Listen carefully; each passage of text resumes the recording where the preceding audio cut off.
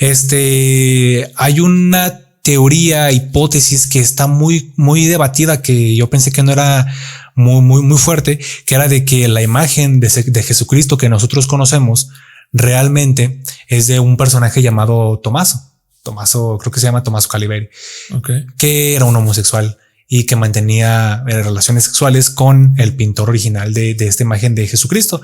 Que alerta roja, hermano. Ajá, que me iba a traer fotos y evidencia, pero les digo, este tema es un poquito delicado. Entonces, la imagen de Cristo, creo, ¿cómo se llama?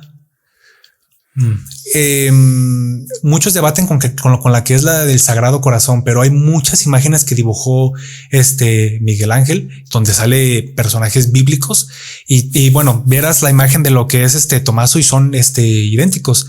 Y lo impactante es de que ese se inspiró en un homosexual. Entonces, cuando ustedes voltean a ver esa imagen de ese Jesucristo güero, sonrojado, de ojos de color, con facciones muy finas, realmente esta persona existió y es un homosexual y le están rezando a una persona homosexual. Hay muchos viejitos por ahí que le están rezando a la imagen de un homosexual cuando realmente no, pues no es Jesucristo, como tal. Qué bueno, porque no podemos, o sea, de hecho, si nos vamos al tema del área donde Jesús se desarrolló y vivió y todo, nada que ver con la imagen actual que tenemos. Eso es solamente una interpretación del pasado de cómo se imaginaban, o más bien le dieron una imagen a la historia bíblica. O sea, tampoco es como que ese fuera Jesús como tal.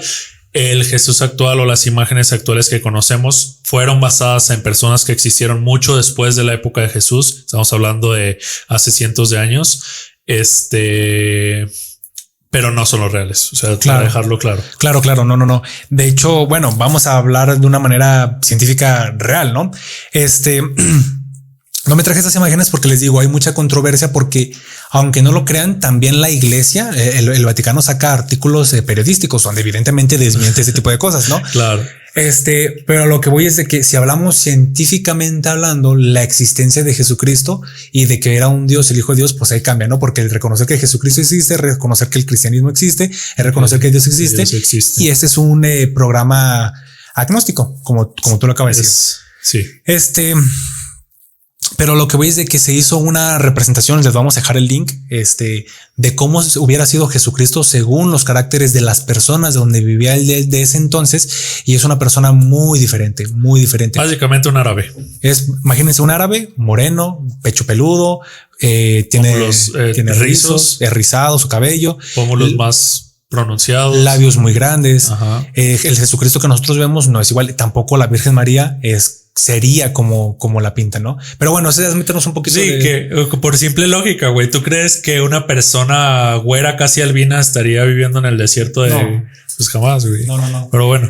Y bueno, por otros contextos históricos muy importantes, y es que también tiene que ver mucho con la ciencia. Bueno, antes de acabar con este tema de Jesucristo y de Tomaso, el Papa de ese entonces no le dijo nada porque era durante la época del renacentismo.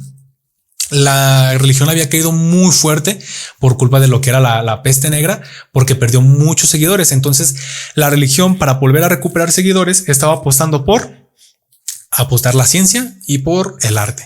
Entonces, como esta persona era un increíble, era magnífico, incluso llegaba a competir contra Da Vinci con sus pinturas. Sí, entonces la iglesia no se podía dar el lujo de discriminarlo, crucificarlo, todo lo contrario. De hecho, eran amigos. Tanto así, imagínense que la imagen de un homosexual pasó a ser la imagen que adoran, que representaría a Jesucristo por el resto de la historia. Güey. Exactamente, porque si yo le muestro esa foto a mi abuela, a mi mamá, van a decir es Jesús, cuando realmente, bueno.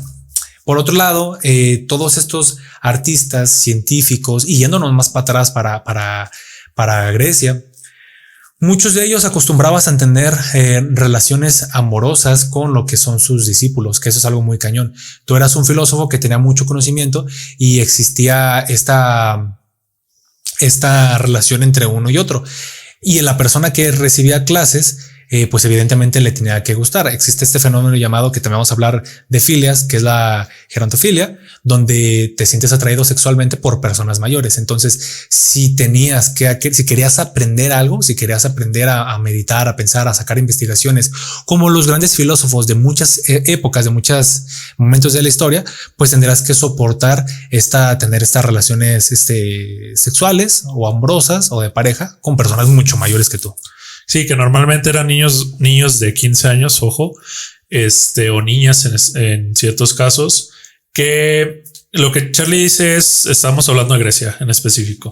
Grecia, Roma, incluso India y Egipto adoptaron ciertos comportamientos de este tipo. Ya pasando al tema en específico, que sería los diferentes tipos de preferencias sexuales a lo largo de la historia. O sea, a lo largo de la historia podemos ver que es muy normal, sobre todo lo que es la homosexualidad. Los griegos, los grecos, ustedes deberán saberlo, practicaban la homosexualidad y lo veían como un tema muy normal, pero al mismo tiempo sí tenía sus peros, pero ahorita hablamos de eso. Lo veían como un tema muy normal, no nada más los griegos, sino también los romanos. Les digo, parte de Egipto también adoptó por un tiempo estas costumbres, incluso India, incluso los nórdicos, que serían los vikingos, practicaban este tipo de preferencias sexuales, o no sé si decir practicar sería lo más correcto, pero eran de este tipo de preferencias. O sea, practicaban la homosexualidad básicamente. Entonces, corríjanme si no lo estoy diciendo bien o si suena mal, pero saben a lo que me refiero. ¿Qué pasa? Que en Grecia, para ser muy, muy específicos, Grecia practicaba la homosexualidad con los niños. Normalmente eran niños de 15 años, que si estos niños querían ser grandes filósofos, grandes astrónomos, cualquier tipo de educación en específico, estos niños buscaban básicamente un sugar daddy. Sí, entonces este hombre normalmente hombre, le pagaba sus estudios, pero a cambio de una relación amorosa. Que ojo, nosotros tal vez lo podamos ver mal. Yo personalmente, a mí me da igual, pero alguna persona tal vez lo esté viendo esto y piense que eso eran barbaridades. Pues tal vez sí, porque la educación que tú tienes o la educación que yo tengo es una educación muy cristiana, es una educación muy occidental también. Y es en base recuerden siempre, nuestro sistema de creencias es en base a la cultura y la sociedad donde crecimos. O sea, nosotros realmente creemos que somos especiales, únicos y que nuestra manera de pensar es la correcta. Pero si tú hubieras nacido en China y si hubieras sido mujer en hace 50 años, a lo mejor ni vivirías ahorita. O sea, ¿por qué? Porque existe a lo largo de la historia diferentes formas de ver la cultura y la sociedad, que no podemos decir cuál es la correcta. Simplemente hacer una síntesis de todas es, en lo personal, lo mejor.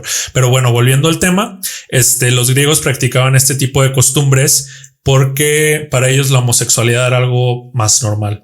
Ahorita lo podríamos ver eso como pederastia, que eso es básicamente abusar de niños menores.